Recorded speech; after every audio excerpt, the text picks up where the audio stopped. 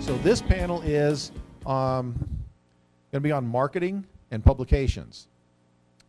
So our first panelist on this, we just mentioned him. He does creative marketing. He's an artist. This is Derek McCall. Come on up, Derek.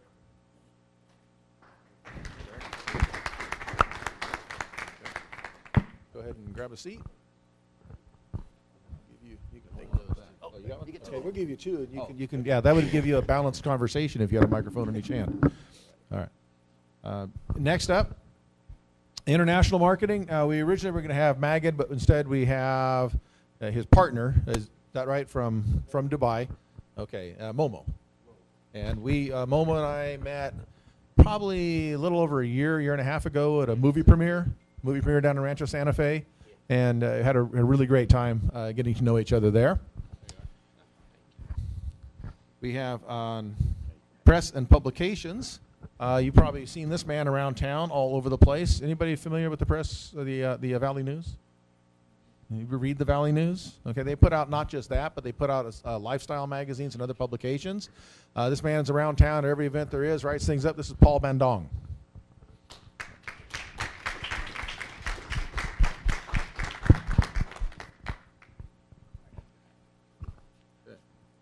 And our last panelist is already up here. He's going to be talking to us about time management. This is Jim McLaughlin. He is a personal success coach, basically, right? Yeah? Okay. Business coach. All right, so this we're talking about marketing, and if you don't know, Finest Women in Real Estate, which is a company Marie started a few years ago, is in fact a marketing company. A lot of people think it's a real estate brokerage or something like that, or a club, but it's actually a marketing company specializing in marketing and promotion in unique ways of female real estate agents. She actually has a new program she's going to be rolling out. I'm kind of letting the cat out of the bag here. There is a program that she is going to be rolling out for men in the real estate industry too. But what she's been doing the last few years has been specifically for women. And but there's marketing tips and tactics that could be used by anybody. And so we have up here people that are know press, they know public, they know press releases, public relations, they know how to promote. What is the best way to promote ourselves? The best way, meaning the best way, and not get lost in the intent. Well, what I tell a lot of my clients is, there are multiple channels out there for advertising and getting your name out there. The very first question is, where do your clients hang out? So if you can determine, create an avatar of what your typical client would be, or what the range of those clients are, and where do they hang out? If they hang out on Facebook, you need to be on Facebook. If they're another demographic that actually reads print, then you need to be there. But like you said, there are many avenues. You need to prioritize, because there's only so much money to go around and so much time to go around. Some of the avenues that you choose are going to be much more time intensive in terms of, am I blogging? Am I posting 3 times a day? Those types of things that may or may not be part of your main activities. So if you know your audience, if you know your market, and then prioritize where they might be, that would be the first step. Okay. And now, Derek, you're an artist. Yes. So, and this is some of your amazing work back here. Yes, it is. Can you talk to us a little bit about, because a lot of us don't think about fine art as a way of promoting ourselves or marketing. Can you explain a little how that can work for us? Okay. I had a chance to talk with Marie about an amazing plan that she has with the membership, as like the emerald, the ruby, and the diamond. And I'm creating something where you can be able to get affordable art, and not just from an online company that prints out on campus, from a real artist, that has inspiration, that has the emotion, that has the eye for decor. Because as realtors selling a home, the walls are empty. You like to create something that is customized for the house. So therefore, it becomes like an experience. When someone buys a home, they have beautiful art. So these are some of my paintings here. So it shows like a reflection of like a sample of what people like. Okay. All right, so that can help market the properties themselves Yeah, too. yeah. Okay, and then now, Momo, you are obviously not from here, you're from the Middle East. Yeah, And- I'm from the Middle East. Yeah. Okay, so I'm interested in, obviously we're talking a lot of local stuff here, but Yeah. real estate, obviously all around the world, everywhere there's land, there's real estate, and there's business. You kind of explain to us a little bit about the international business, how that works, how we Yeah, get of course. involved in that? Yeah, the point is, I'm gonna take it from her question again. When you try to find a people to market your stuff for them, I think you have to be focused. Like you need an investor or you need an end user, because the message is completely different. Usually in the international markets, we are searching for investors. We are targeting the investors. And when you're talking to investors, you have to make sure that they are going to win. Investors, they're coming to make money, just money. Some of them seeking pride, and this has happened a lot like Dubai. I was an eyewitness for Dubai exercise. Dubai, in, can you say 2001, it was a place like empty. Everybody talking local, they're targeting the local clients. And in 2003, they decided that we want to go for the international. We want to be an international market. Here, they got a very clear idea. Investors, they're seeking profits. All right. So when the investors seeking profit, they need to find something. We have to provide them profits, money. You're going to ask me, why shall I make other people coming from other countries to gain profit from my place?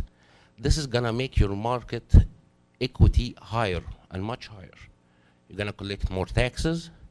You're going to get companies in the real estate.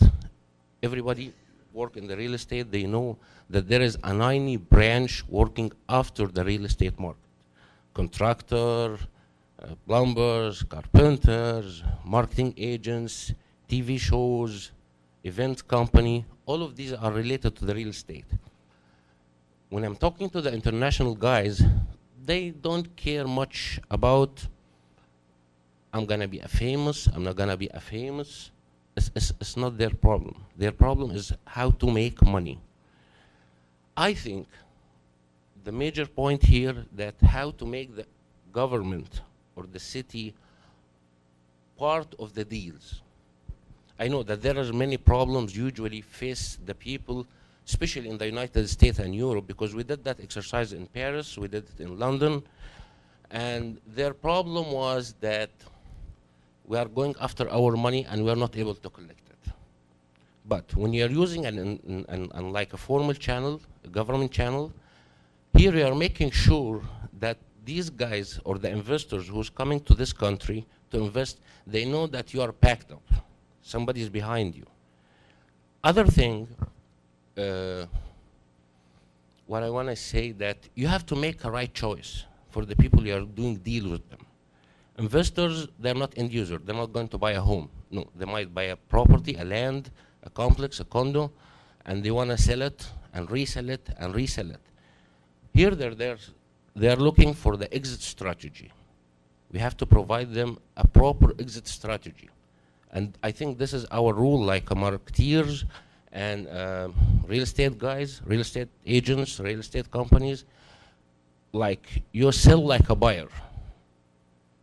And I remember when you're talking about the cars, when you want to buy a car, okay, if I want to sell you a car, the best way that I sell it to you as a buyer, to show you the exit strategy. Like, you're going to buy it, and next day, if you want to sell it, it's going to be this much. After a month, you're going to sell it, it's going to be this much.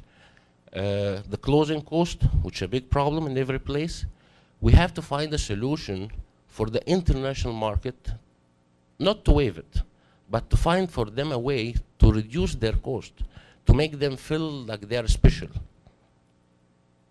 I think this is. Okay, so that's thinking beyond just the local area. And there's two ways that goes. One is there are foreign investors that are very interested in buying properties here in the United States. And you know, a lot of them don't know where Temecula is yet. but it's only because they haven't heard of it. If they come out here, they'd be shocked at what they found with the wineries and the horse ranches and all what's out here. It's a nice area. On the other hand, you may have people locally that are interested in investing overseas. So that's something to look at. Is there an opportunity for a strategic alliance with realtors in other areas? And also, talking to Magid, I just want to mention that I was told that the real estate market in Europe is down, that you have a lot of investors that Yes, wanted that's to true. invest here in U.S. That's So true. I think having connection with Magid and Momo is that we can do a lot of international marketing where you can get some credibility in the people that are coming through them because they know how to, qualify them. Am I right? Yeah, that's true. Like Dubai, Qatar, Bahrain, all of these areas, and they're booming a lot. And what we are doing right now, that we are taking investors from Europe to these places, Yes. especially Italy these days. We got a lot of Italian monies going to Dubai these days. Dubai is I don't want to promote Dubai, but the best thing in Dubai, it's an easy place to do a business. It's a Yes. very much easy place to do a business. And they have a lot of appreciation for the foreigners, for the foreign investors. Okay. And the Americans didn't hit Dubai yet. Okay. Well, I think having the connection, because we all are concerned of who we're dealing with that we don't know, it's good to have somebody from outside the country who can qualify them so you guys are safe in regards to meeting these people, because that's one of the things that we wanted Yeah, to we talk have about. we have Yeah. our office in Dubai, and it's established 1984. It's a family business. Okay. It was from my father. Magid is my brother, and we are doing financial services over there. I'm doing the real estate practice in Dubai starting from 2005, and actually I make a lot of people make a lot of profits over there. Okay, so you do a lot in print media. So tell us what the advantages are there and how we go about marketing ourselves Yeah. through that. Well, first of all, does anybody here know how long the Valley News publications have been serving our communities? No? No? Anybody want to venture a guess? There's a prize at stake here. Ooh, ooh. Well, if you get within 5 years, how long has Valley News, Village News, Anza Valley Outlook been serving our communities here? No? Well, that's great perception that you think we've been around that long. We've only been around 19 years serving the Valley. Did you say 15? Yes. Here you go. Gift certificate to Tonino's Italian restaurant. Yay. So, anybody know how many readers we have? No? Any guesses? Any guesses?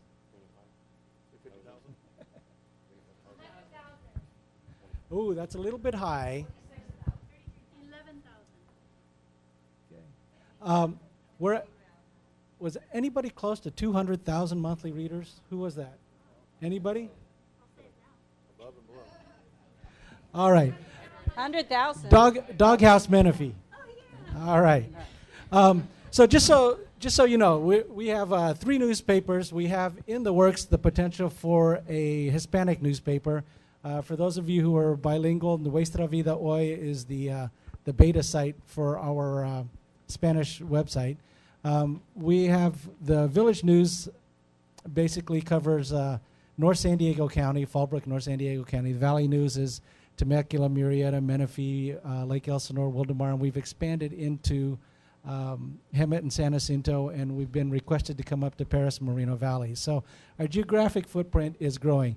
Now, to the question of whether print is dead or not, I've been with the company 5 years, and when I first started with them, it was a small tab newspaper, and it was at 500 to 700 high-traffic locations. We are now at 2,400 high-traffic locations throughout Southwest Riverside County. We print 30,000 issues every week, and growing. So, despite what you might have heard about some of the daily metros, LA Times and some of those guys having problems, this community is very, very supportive of their local community news. And currently, we have survived other newspapers having left the area, the California North County Times, Our circulation is actually larger than the press enterprise in the communities we serve now. So thank you guys for your support and for that growth. We also do magazines. We have 4 magazines.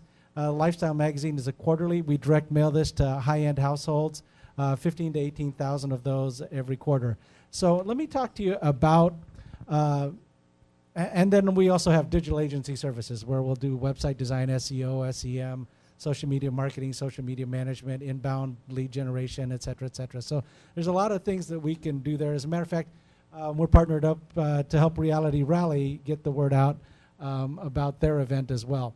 So if you want to get in the newspaper, I mean, the whole thing is, it's a credibility thing for you.